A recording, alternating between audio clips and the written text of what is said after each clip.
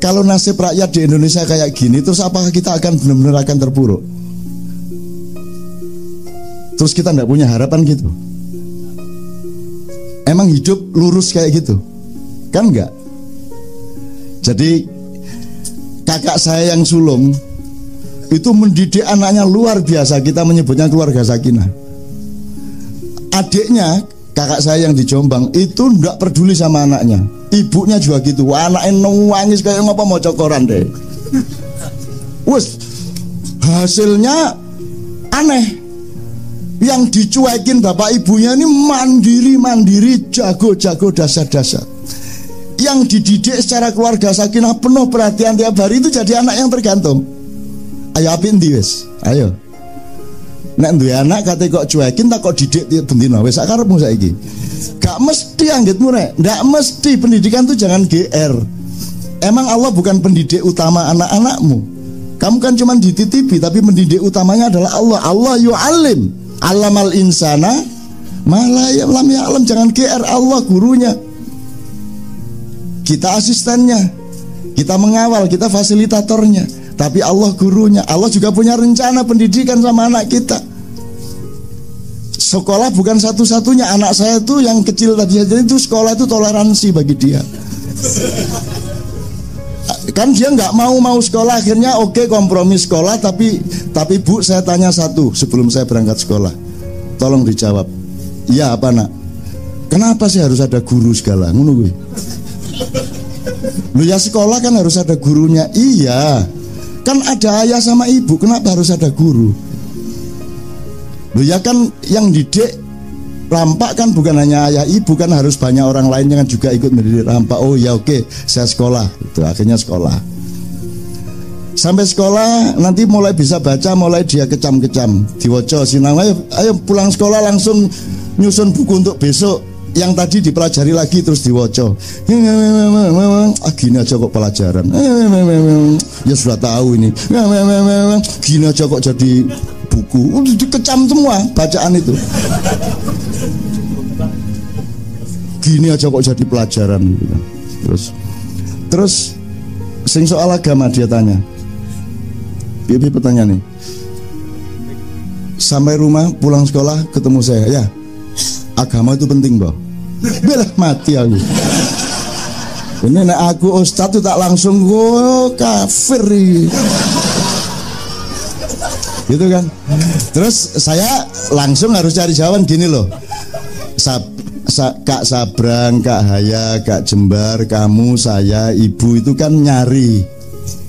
Bisa nyari sendiri, bisa mempelajari sendiri. Tapi ada hal-hal dalam hidup ini yang kita nggak bisa nyari.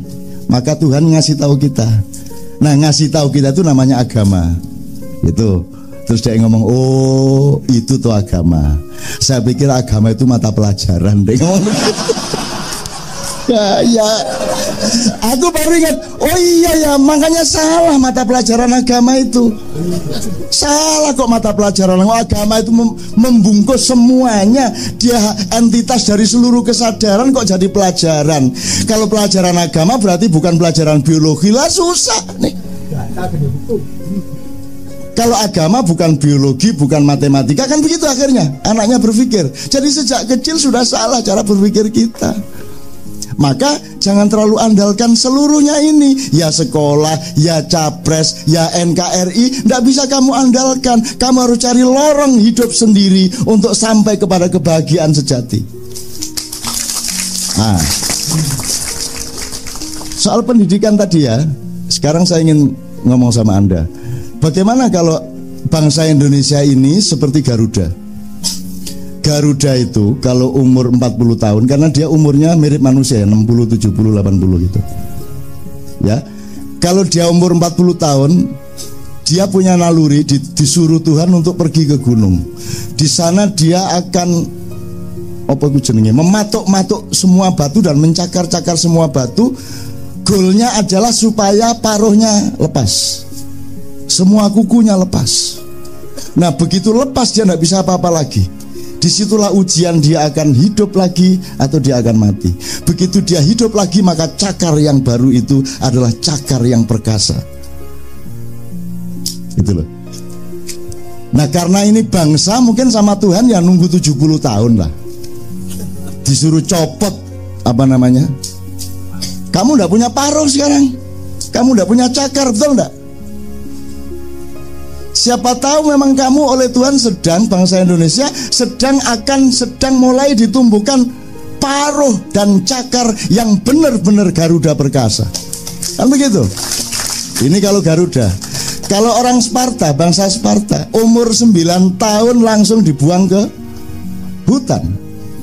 Nanti yang balik berarti dia pendekar. Yang mati, matilah. Itu umur 9 tahun.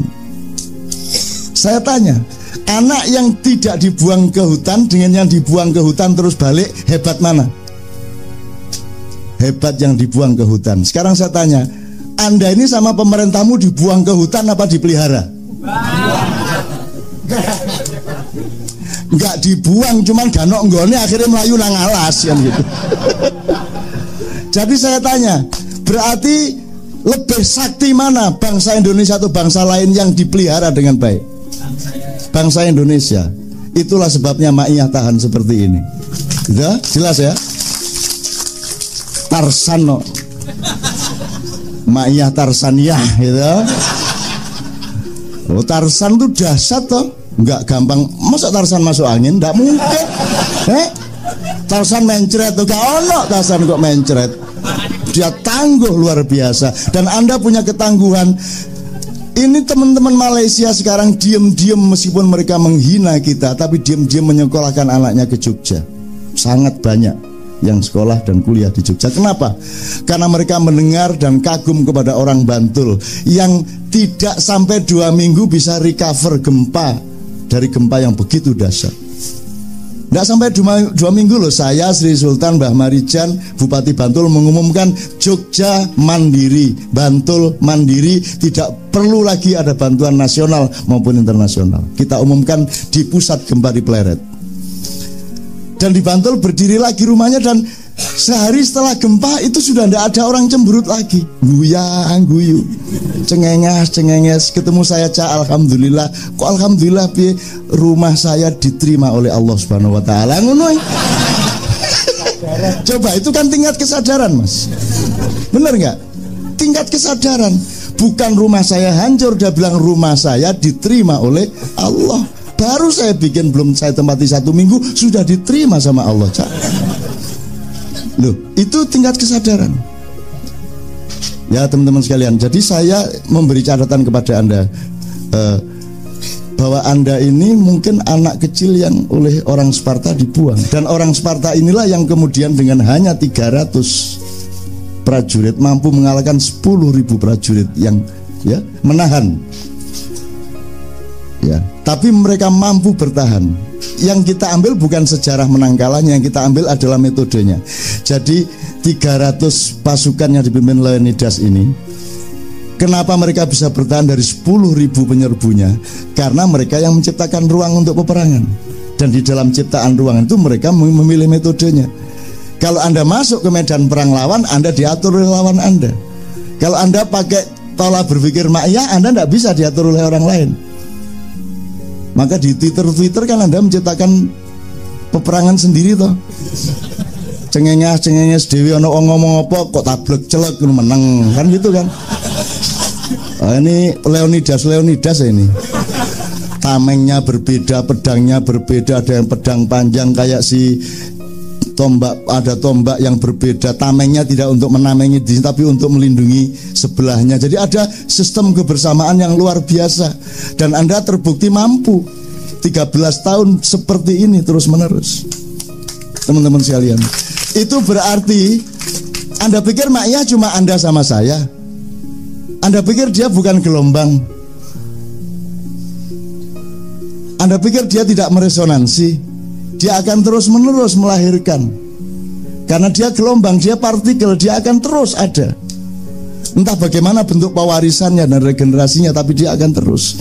Apalagi Ma'iyah tidak punya pamrih untuk menjadi eksklusif atau menjadi dirinya dengan apa? Identitas yang material. Ormas enggak, parpol apalagi, madhab yoga, opo madhab opo, gitu loh. Tapi kalau dilihat frekuensi yang didalami di Ma'iyah lebih luas dari semua yang dikenal di dalam mazhab-mazhab. Bener nggak? Lu karena persoalan kita ruwetnya kayak gini ya. Maka kita harus mau merespon dengan bervolume-volume, berdimensi-dimensi kesadaran yang luar biasa. Apa yang dilakukan Leonidas dengan 300 prajuritnya melawan 10.000 itu sama dengan yang dilakukan oleh Rasulullah dengan perang Badar. Karena dia akan diserbu oleh 2.500 pasukannya Abu Jahal ke sekutu, padahal pasukannya Rasulullah cuma 300 juga. Ya, 300 juga. Maka nomor satu yang dilakukan Rasulullah adalah memilih medan perang. Maka diajak ke 250 km dari Madinah ke Lembah Badar. Dengan dia pilih ruang itu, maka dia bisa atur strateginya. Lawan harus terikat kepada strategi ruang yang diciptakan oleh Rasulullah. Akhirnya Anda tahu menang Rasulullah, meskipun menangnya itu ya dengan dalam tanda petik diplomasi dan akal-akalan sedikit sama Allah itu. Saya ulang, saya kira yang sudah S2 Ma'iyah sudah ngerti inilah. Yang semester awal ini ya. Kan Rasulullah mengatakan gini, ini pasukannya bukan prajurit bener mas, ini saonone arek lanang lah. Wis pokoknya berangkat kabeh, saya akhirnya angger lanang berangkat wis angger gak wandu wis berangkat wis. Wah, berangkat semua. Itu pun sudah mas 200 km, 130 km jalan kaki, panasnya kayak gitu. Loyo udah sampai tempat, sampai Badar udah loyo. Pasukan gerak ngene iki. Dikenek ngene iki Rasulullah tiba gitu. Udah bukan pasukan, bukan prajurit, pokoknya saanane. Tapi Rasulullah bilang sama mereka, ya ayyuhan nas innama tunsoruna wa turhamuna wa turzakuna bidu'afaikum. Wahai pasukan Islam, kalian akan diberi pertolongan oleh Allah, kalian akan diberi kemenangan oleh Allah, dan kalian akan diberi rizki oleh Allah. Tetapi tolong tahu, itu bukan karena kalian hebat, tapi karena kalian datang ke sini untuk membela orang-orang yang engkau tinggalkan yang lemah di kampungmu. Jadi kalau Anda berangkat perang dengan membela orang-orang yang lemah, Anda diberi berlipat-lipat kekuatan oleh Allah Subhanahu wa taala. Dan akhirnya menang bener. Ini ngomongnya kan ngawur mas. Secara ilmu militer menang yo opo? Panah gak jangkep, tombak gak jangkep, pedang wis putul-putul. Ngelawan meriam, ngelawan 3.000 pasukan Abu Jahal, sekutu Inggris ikut, Jerman ikut, semua ikut. Gimana mau menang? Itu kan penipuan sebenarnya pidatonya Rasulullah. Menang piye? Kalau dilihat sama Hitler, ngawur Kanjeng Nabi kan gitu kan. Kalau Hitler nonton deh ya gitu, tidak bisa menang. Tapi kan kun fayakun, kan begitu. Kesadaran apa yang kamu pakai? Kalau Allah mengizinkan innallaha balighu amrihi, Allah akan membuatmu mencapai apa yang kamu perlukan. At-Tolak ayat 3, pas apal. Terus sama Allah dia bilang, lain lagi diplomasinya. Dia kan hatinya tidak diomongkan, hatinya gini, ya sorry ya saya ngomong gitu, ya Allah ya gimana dong, mosok saya tidak kasih semangat mereka, ya di bombong-bombong dikit lah, ya mosok saya bilang, wahai pasukan, tidak mungkin kamu menang. Oh iki mesa anane arek lanang. Mustahil, masa ngono panglima perang. Pemimpin apa yuk? Pemimpin harus bilang engkau akan diberi kemenangan oleh Allah, kan gitu Rasulullah. Seperti Bung Karno. Kita bukan bangsa tempe. Kita adalah bangsa yang digembleng jatuh, bangun lagi, digembleng jatuh, bangun lagi, digembleng jatuh, kelepek, tidak bangun lagi. Anek dadang dibanting ping telu gak iso tangi dengan itu ya teman sekalian ya.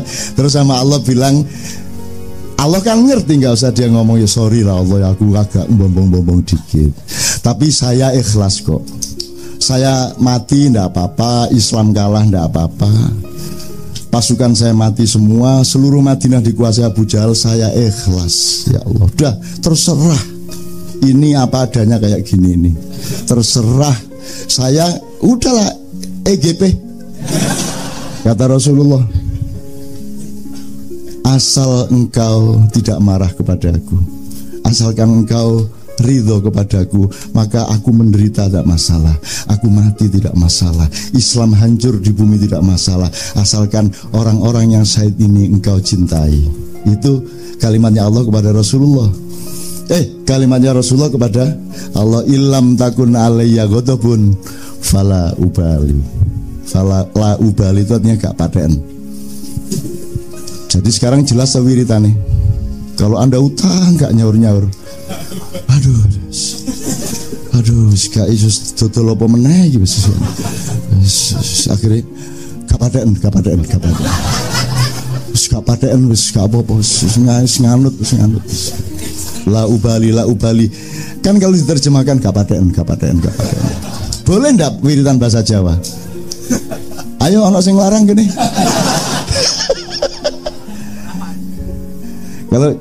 Kalau Betawi gimana kira-kira itu? Kumaha Allah baiklah gitu ya. Emang gua pikirin. Jadi lumayan loh kalau di masjid ada. Emang gua pikirin. Asik ya. Wah dahsyat itu. Bingung majelis ulama sesat ini. Emang gua pikirin kok sesat. Aku tidak mau mikir dunia karena aku hanya memikirkan Allah, kok sesat. Bener nggak? Emang Allah studi bahasa Arab sehingga harus ngomong ke Allah dengan bahasa Arab, kecuali dalam sholat. Itu karena kita cinta sama Allah, taat berbahasa Arab dalam sholat. Tapi setelah sholat berdoanya bahasa Betawi tak apa-apa.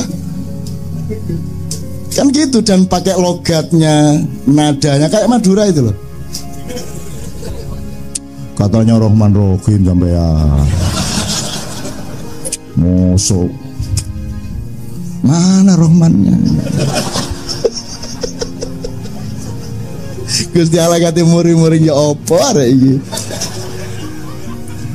Orang Madura itu gak bisa diapa-apain. Bupati itu dikasih gratifikasi itu mau diinterogasi KPK itu marah. Interogasi apa ini? Bapak kan dapat gratifikasi. Siapa yang dapat gratifikasi? Loh, Bapak sebagai bupati. Tidak ada bupati dapat gratifikasi. Yang dapat hadiah ini kiainya. Saya kiai. Dari dulu saya tidak jadi bupati, saya dapat begini. Untuk apa mereka menghormati saya tidak sebagai bupati kok? Kalau tidak percaya tanya sama mereka yang ngasih. Gak bisa ditangkap sama Madura. Ya apa? Wong ono iwak lho Mas. Perahu Madura sampai ke Laut Malaysia, ditangkap oleh Malaysia. Anda melanggar teritorial apa?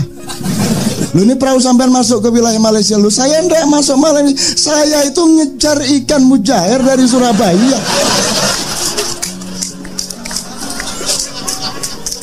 Ikan mujairnya masuk sini saya cari sama. Saya ndak masuk wilayah Malaysia.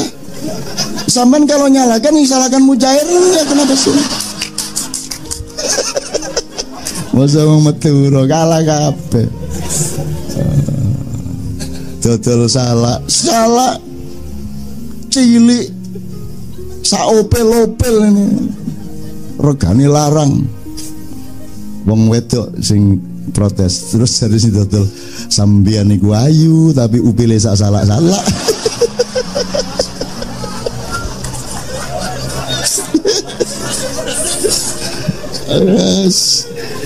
Madura. Jadi Madura itu saya kira memang Allah menciptakan secara khusus. Lo coba Anda lihat antropologinya. Lo apa toh jaraknya sama Surabaya itu 20 kilo, cuman 20 menit. Kok bahasanya beda banget, itu gimana itu? Ya toh Mas. Kan mestinya kan mirip-mirip Surabaya dikit ya. Enggak kok. Cuman mencolot lo kok terus tiba-tiba berbeda. Ini berarti bukan orang asli sini, mesti dari atas taruh di Madura. Alien. Bener ya Mas? Kalau pakai antropologi, antropopsikologi ya, Surabaya kan keras. Arek-arek Surabaya, Allahu Akbar, kita serbu jenderal apa itu? Malabi, kan keras. Begitu masuk Madura,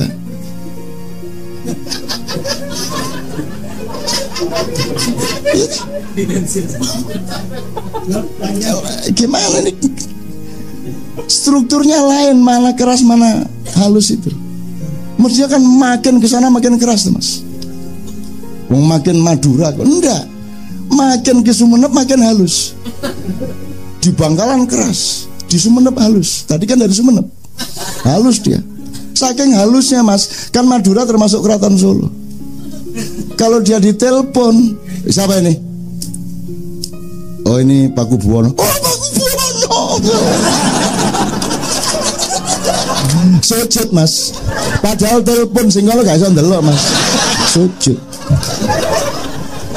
Coba, itu saking dahsyatnya orang Madura. Sujud, Mas. Dipikir itu video call gitu. Coba sujud lah. Itu saking yakinnya dia dengan eksistensi masing-masing. Jadi meskipun tidak kelihatan, dia tetap sujud kepada raja yang di Solo itu. Ngono Mas Madura kok. Wah, wah. Saya kira di surga, di neraka tidak ada orang Madura. Tergantung lakunya sate di mana. Nek sing senengane mangan sate neraka ya sowan neraka. Ini saya kok kesana ini ngapain, aku ini serius ya dari tadi ya. Asem ini. Oke, terakhir. Anda ingat-ingat, jangan disangka kalau kita ini terpuruk sebagai rakyat lantas kita benar-benar akan mengalami kehancuran. Siapa tahu Anda memang dimasukin hutan umur 9 tahun itu. Anda masih kecil, demokrasinya masih belajar, Anda tidak diperhatikan, Anda menjadi orang yang sakti dan tangguh. Dan memang tidak ada orang yang melebihi ketangguhan Anda semua ini di seluruh dunia. Wus, tangguh pol udah. Wah, wis. Tangguh itu, waduh, dari segala sudut udah tangguh. Sopo iso deh, sebuarang iso wis. Sepeda motor dibanting sak minggu tadi, handphone banting tadi. Tuh. Nah, terus Anda nonton film Raid 2. Anda pelajari karakter Anda di sana. Tadi kan ada perang Badar, ada Leonidas. Itu kalau Jackie Chan atau Jet Li, kalau Anda lihat adegan-adegan di film-film silat, di film-film kungfu, itu kan mereka tidak menghitung tata ruang. Jadi ketika si Wise ini, si Rama ini tahu dia akan ditawur, akan dipelonco oleh penghuni penjara, dia menciptakan ruang. Dia di kamar mandi supaya nanti diserbunya itu di lorongnya. Dengan lorong itu maka dia tidak bisa ditawur karena ada tembok. Betul nggak? Maka siapa datang sikat sampai 20 orang, rasional nyikatnya itu. Kalau film kungfu kan giliran, dek ngenteni, tiba maju gitu. Padahal ruangnya luas, mestinya kan mesti ditawur glek mata. Nah di film Red enggak, dia bikin lembah Badar itu, bikin terowongan itu Anda lihat, dan itulah ma'iyah. Anda menciptakan ruang ma'iyah ini tidak bisa diapa-apain oleh siapapun. Dan dikagumi para malaikat, memancar cahaya ke sana. Ini ada apa ini di Indonesia? Loh kok Mekah banjir, kok malah ada cahaya dari tim? Kan tim tempat orang mabuk biasanya. Loh kok ada cahaya memancar dari sini? Itu ternyata Anda adalah Leonidas yang menciptakan ruang sendiri. Kalau Anda ruang ini setiap Anda melakukan peperangan zaman dengan kesetiaan dan strategi ma'iyah ini, maka Anda akan lihat nanti masa depan Anda akan jadi resonansi, Anda akan menjadi gelombang di seluruh Indonesia. Itu terakhir. Ini tak catat yang terakhir mau.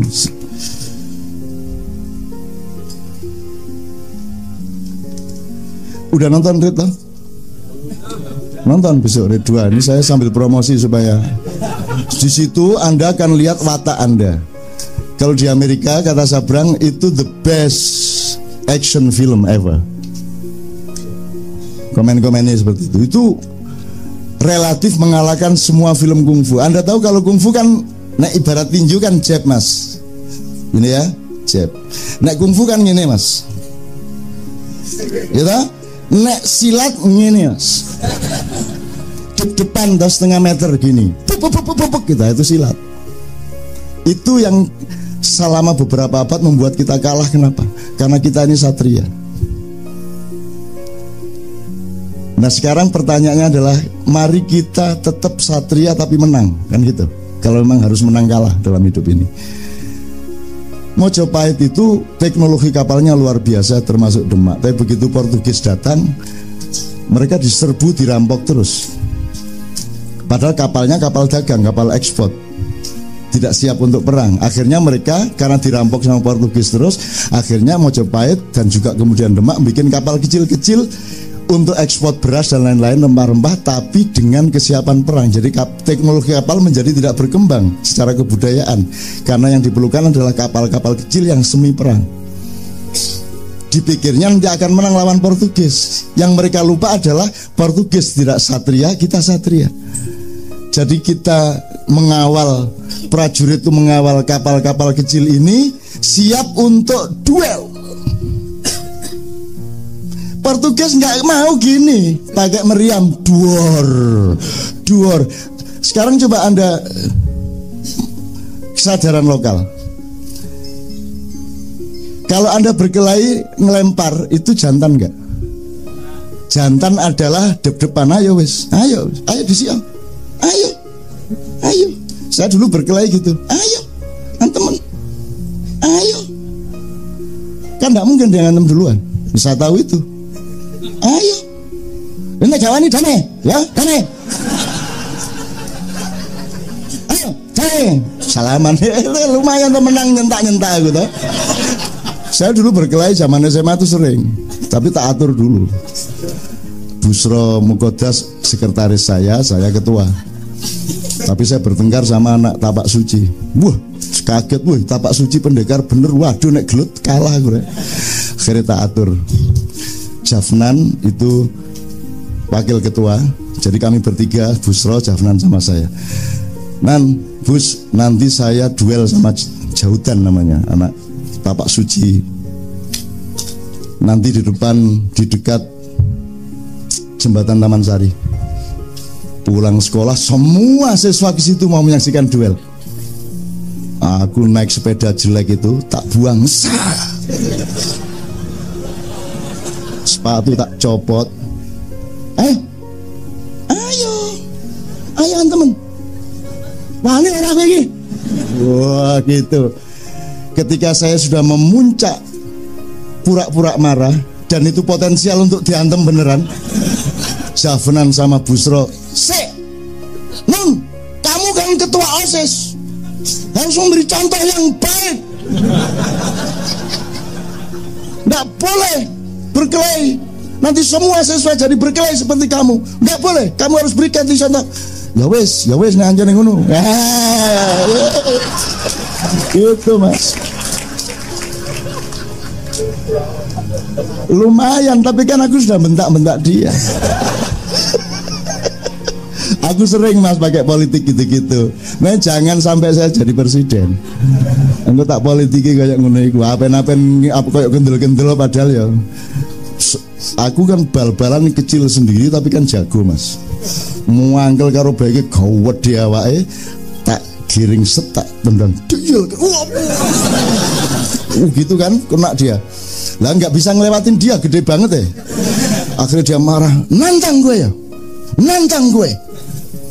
Terus aku mau gedene semene nantang jarene. Oh aku cilik masa aku nantang gue, pekok kowe iki. Masa aku nantang kowe. Piye kowe iki? Tak marah-marahin. Jadi mas, kalau Anda mau jadi capres, Anda mau jadi apa, ada 3 level kesadaran. Kalau Anda kalah militer, usahakan menang politik. Kalau Anda kalah politik, usahakan menang moral, kan begitu. Tadi kan saya kalau beneran militer saya kalah. Politik lumayan tidak kalah, moral menang tuh Mas. Kayak iya boleh gagah. Sayang dilarang karo Busro emang. Ini gak enak tadi ku tahu sisius. Gak tak kampling itu menar ini. Kayaknya padahal rawani aku Mas. Kan lumayan Mas. Saya Indonesia mbak berani berlagak gitu ke Amerika gitu loh. Mbak berani ngomong gitu ke Arab Saudi gitu loh. Mosok nganut tay. Dinyek meneng ayo para arek iki. Gitu loh. Mbak pakai diplomasi sedikit pura-pura marah sama Arab Saudi. Oke, tahun ini tidak ada kuota haji dari Indonesia. Tidak ada berangkat haji, gak tayak-tayakan. Wana ngomong dulu kan Arab ngeredek. Kita tidak berani ngomong gitu padahal pura-pura toh. Kan nanti kan gampang ngeralatnya kan tinggal susun kalimat baru kan gitu. Nah ini tidak pernah ada pembelajaran diplomasi, balaghah, mantik, tidak ada. Lurus semuanya, lurus bahasanya itu terus. Setiap capres ngomongnya gitu doang. Mbok yang agak nakal sedikit, agak kaya sedikit, agak bikin rakyat tuh adrenalinnya bangkit dikit gitu loh. Ini nggak ada ini. Ngunut tok ae. Bosen aku. Gitu loh. Makanya siapa yang menculik Nusantara ini? Siapa yang menculik Nusantara ini?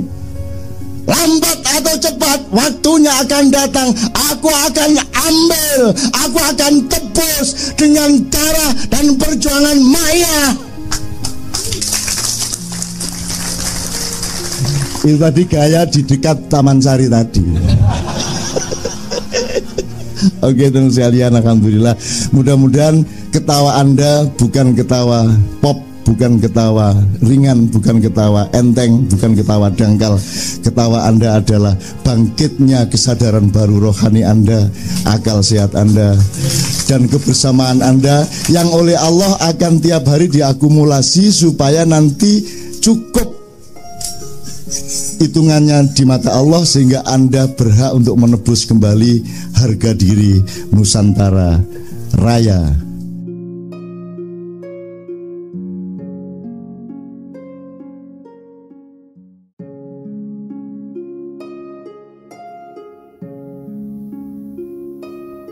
Assalamualaikum warahmatullahi wabarakatuh.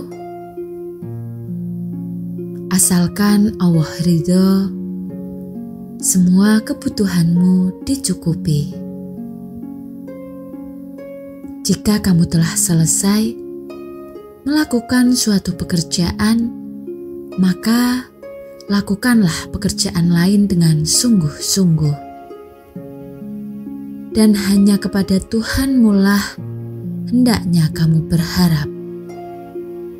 Asy-Syi'ar ayat 7 dan 8. Tema pokok dari surat Asy-Syi'ar adalah penguatan kepada Rasulullah agar tetap tegar dalam menjalankan misi dakwah Islam.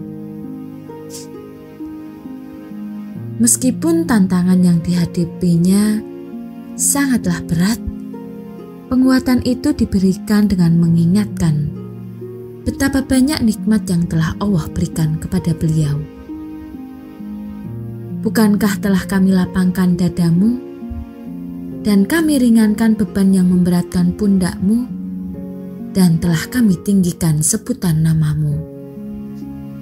Asy-Syi'ar ayat 1-4. Kemudian Allah menegaskan salah satu kaidah atau hukumnya yang pasti. Maka sesungguhnya bersama dengan kesulitan itu ada kemudahan. Sesungguhnya bersama kesulitan itu terdapat kemudahan. Asy-Syi'ar ayat 5 dan 6. Baru kemudian diikuti dengan dua perintah. Jika kamu telah selesai melakukan suatu pekerjaan, maka lakukanlah pekerjaan yang lain dengan sungguh-sungguh. Dan hanya kepada Tuhanmulah hendaknya kamu berharap. Perintah pertama, Faiza farokta fangsob, ada yang mempersempit makna ayat ini dengan mengartikannya, jika kamu telah melakukan satu ibadah, maka lakukanlah ibadah yang lain dengan sungguh-sungguh.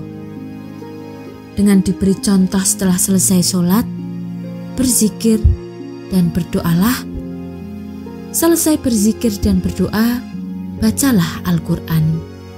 Akan tetapi, keumuman redaksi ayat ini harus dimaknai lebih luas, menyangkut semua aktivitas manusia, tidak terbatas pada ibadah mahdzah. Inti dari perintah pertama ini menurut hikmat penulis adalah tuntunan kepada orang beriman agar jangan biarkan waktu berlalu tanpa melakukan sesuatu yang berguna. Dengan kata lain, melakukan pekerjaan yang melahirkan kebaikan atau beramal saleh, amilus sholihat.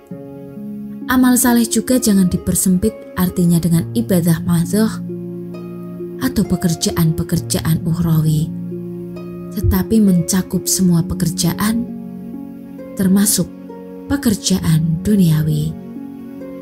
Dari kaidah Faiza farokta fangsob bisa diturunkan beberapa prinsip dalam praktik kehidupan. Antara lain sebagai berikut. Istirahat adalah ganti pekerjaan.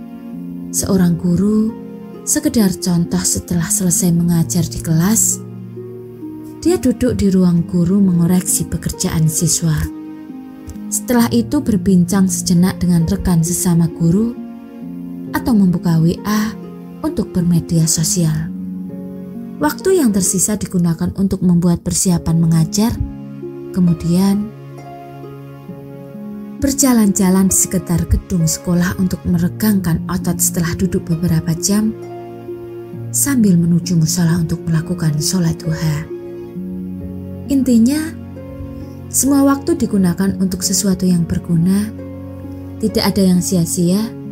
Bermedia sosial untuk tujuan memperoleh informasi dan silaturahmi, pekerjaan yang berguna. Jalan-jalan untuk relaksasi, juga pekerjaan yang berguna. Berbagai bentuk hiburan yang dibenarkan oleh syariat, seperti berolahraga, bermusik, berwisata, adalah juga bagian dari pekerjaan yang berguna. Karena tujuan utamanya adalah rekreasi, yaitu menghilangkan letih agar sesudah itu bisa menjalankan ibadah dan pekerjaan dalam keadaan segar dan bersemangat. Prinsip berikutnya adalah jangan menunda pekerjaan. Pekerjaan yang bisa dilakukan hari ini jangan ditunda sampai besok, nanti, besok, dan besok hanya ada dalam kamus para pemalas. Jangan menunda pekerjaan sampai kehabisan waktu, kehilangan kesempatan atau kedaluarsa. Menunda-nunda pekerjaan menyebabkan menumpuknya pekerjaan dan terbengkalainya pekerjaan.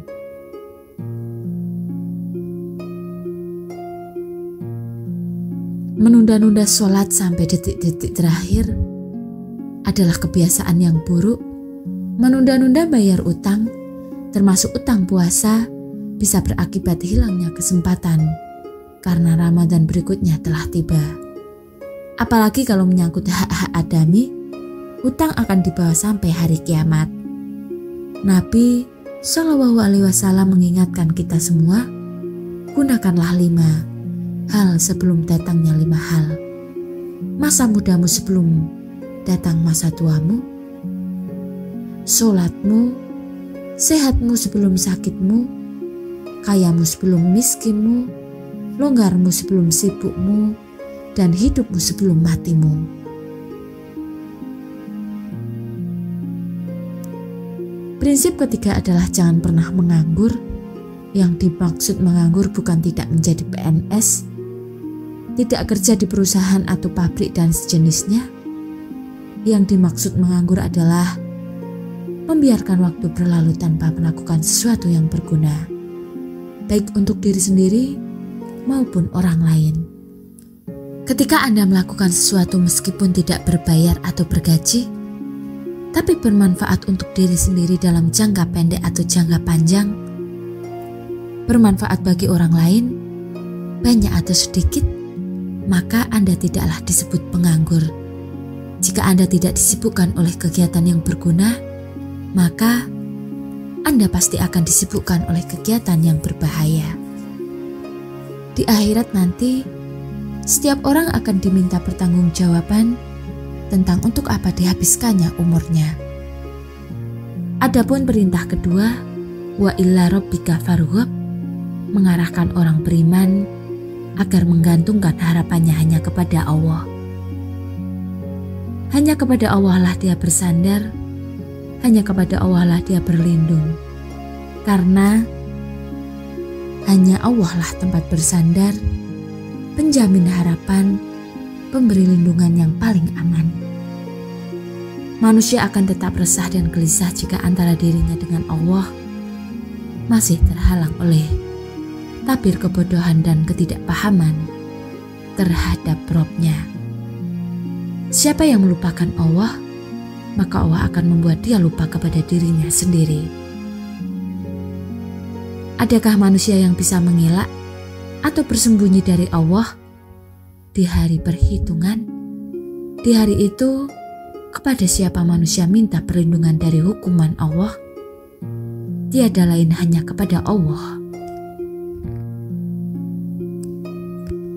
Allah memberikan berbagai jaminan kepada hambanya yang selalu mengingatnya, menyandarkan diri kepadanya, dan memohon perlindungan darinya. Ingatlah kepadaku, aku akan mengingatmu. Al-Baqarah 152. Jika kalian menolong agama Allah, Allah akan menolong kalian.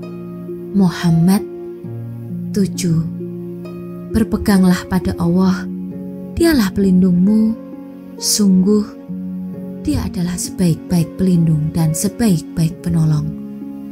Al-Hajj ayat 78. Dialah yang menurunkan ketentraman ke dalam hati orang-orang agar iman mereka bertambah kuat.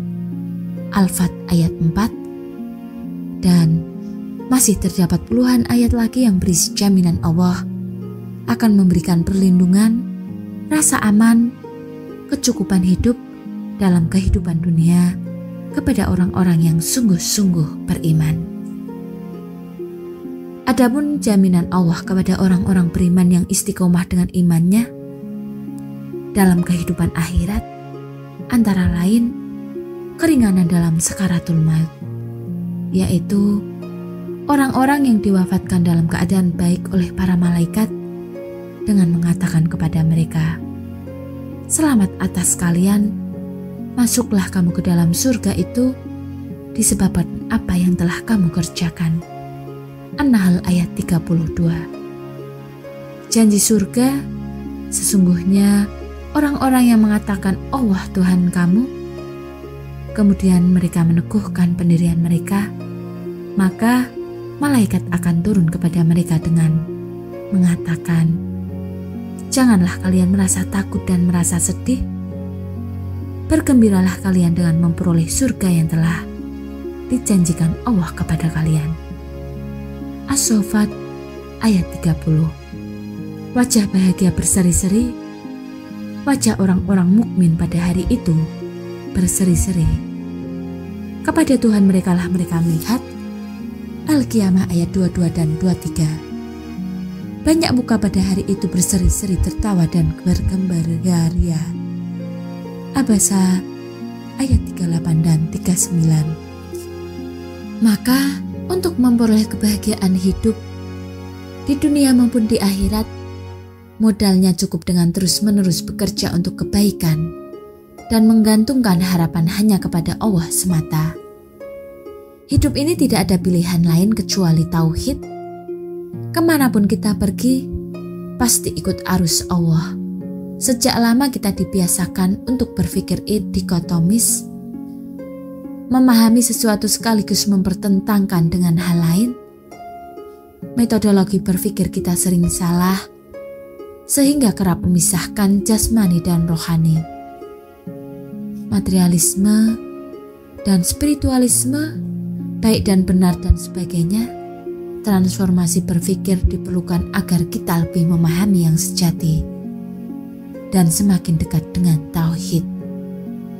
Hakikat agama bukan pada Islam, tetapi tauhid menjadi ruh. Tegas Mbah Nun. Tuhan tidak diwujud-wujudkan sehingga ia menjadi berhala. Tuhan adalah kutub lain dari benda, maka ia tidak bisa dijasadkan. Yang mestinya dilakukan oleh manusia selama hidup di dunia adalah menggunakan jasad untuk mengayuh ridho Allah. Mbah Nun menggunakan istilah Jawa, sukmo nguntal rogo. Kalimat tersebut dipakai untuk menjelaskan keadaan jasad yang ditelan roh.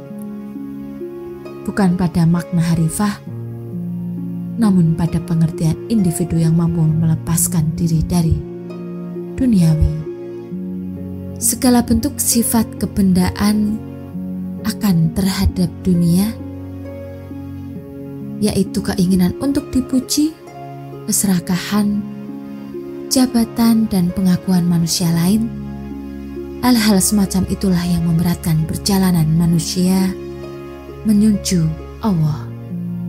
Menyatu dengan Allah harus menaklukkan jasad, megatruh, seperti Mbah Nun meminjam istilah salah satu jenis tembang Jawa dengan pengertian megat segala kepentingan duniawi, sehingga menuju Allah dengan bentuk sejatinya ruh.